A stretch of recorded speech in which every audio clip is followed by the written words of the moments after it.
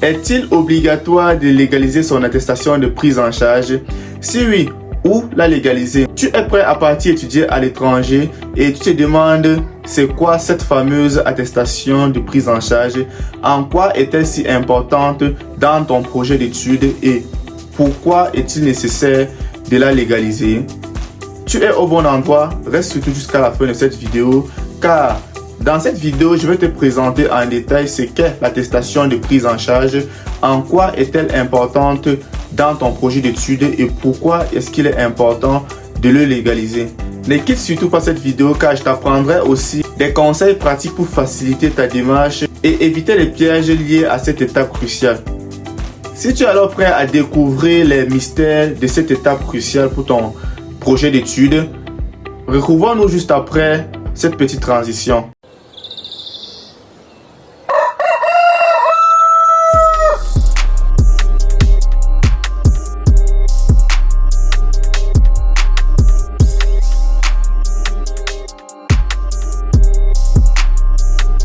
Bonjour à toi et bienvenue sur World Like Home.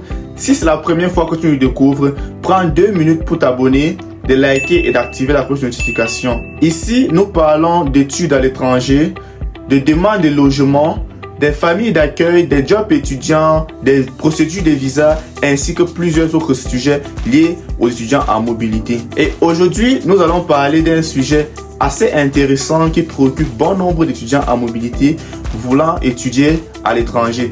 Ce sujet est de savoir s'il est obligatoire de légaliser une attestation de prise en charge.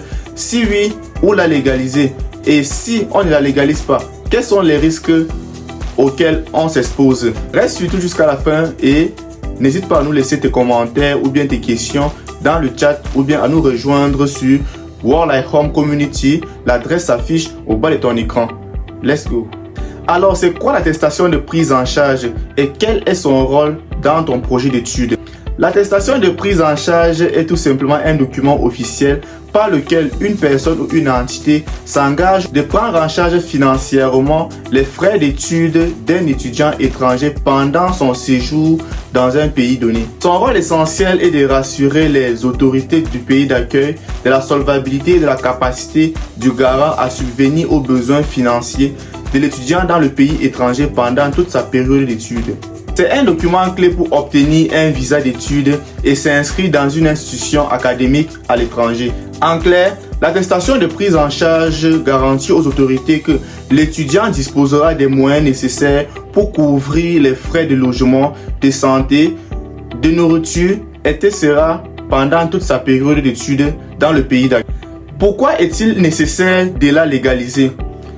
Légaliser une attestation de prise en charge permet d'authentifier le document et de rassurer les autorités du pays d'accueil.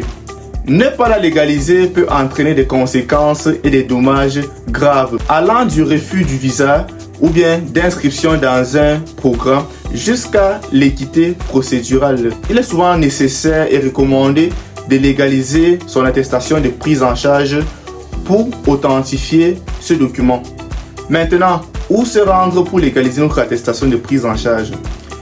Ce qu'on doit comprendre est tout simplement que dépendamment de chaque pays ou bien du pays du garant, certains endroits sont désignés pour aller légaliser ces attestations ou bien certains pays n'exigent pas des attestations légalisées. Nous allons prendre le cas ici de certains pays d'Europe et si possible d'Afrique également.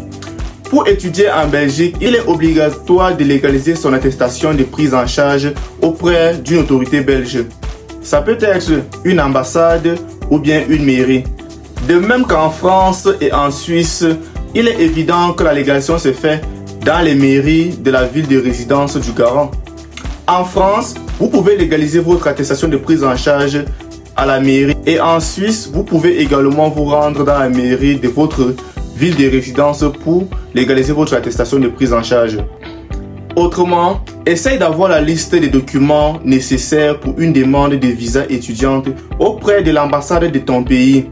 Généralement, ils y mettent des informations concernant le lieu où vous pouvez légaliser les documents. Si aucune précision n'est faite, alors tu dois te référer à l'ambassade ou bien à la mairie de ton pays pour pouvoir légaliser ton attestation de prise en charge.